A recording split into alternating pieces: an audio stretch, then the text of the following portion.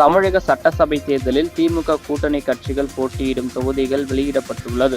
தமிழக சட்டப்பேரவை தேர்தல் அடுத்த மாதம் 23ஆம் தேதி தொடங்குகிறது. இதற்காக வேட்புமனு தாக்கல் வரும் 30ஆம் தேதி தொடங்க உள்ளது.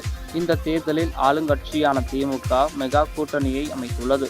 இந்த கூட்டணியில் காங்கிரஸ் கட்சி 28 தொகுதிகளில் போட்டியிடுகிறது.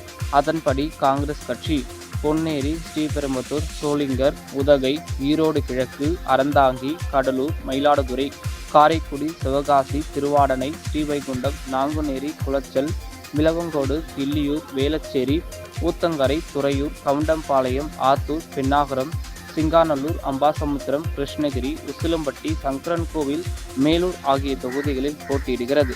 தேமுதிக விருதாச்சலம், விருதுநகர், தருமபுரி, குடியாத்தம், சேலம் மேற்கு, போலூர், பல்லாவரம், திருத்தணி, ஓமலூர், மயிலம் ஆகிய தொகுதிகளில் போட்டியிடுகிறது. விடுதலை சிறுத்தைகள் கட்சி காட்டுமன்னார்கோவில், செய்யூர், திருப்போரூர், அரக்கோணம், திண்டிவனம், பெரியகுளம், கள்ளக்குறிச்சி, பன்ருட்டி ஆகிய தொகுதிகளில் போட்டியிடுகிறது. பாபநாசம், வாணியம்பாடி தொகுதிகளில் இந்திய யூனியன் முஸ்லிம் கட்சி போட்டியிடுகிறது. மனிதநேய மக்கள் கட்சி நாகை, மணப்பாறை தொகுதிகளில் போட்டியிடுகிறது. பொள்ளாச்சி, திருச்செங்கோடு தொகுதிகளில் கொங்குநாடு மக்கள் தேசிய கட்சி போட்டியிடுகிறது.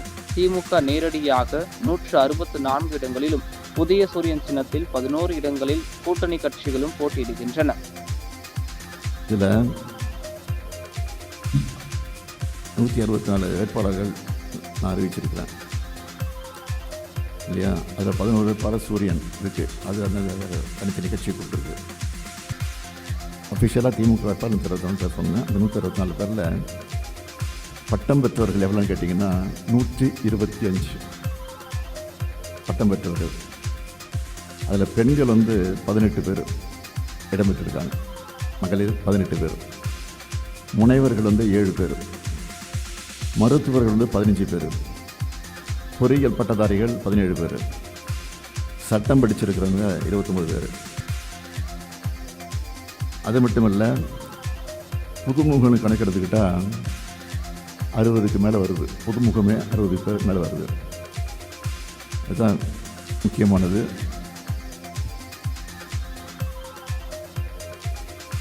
அதாவது எல்லோரும் அதிமுக முன்னாடி அறிவிச்சிட்டாங்கல்ல, திமுக அறிவிக்கலையான்னு கேட்டாங்க.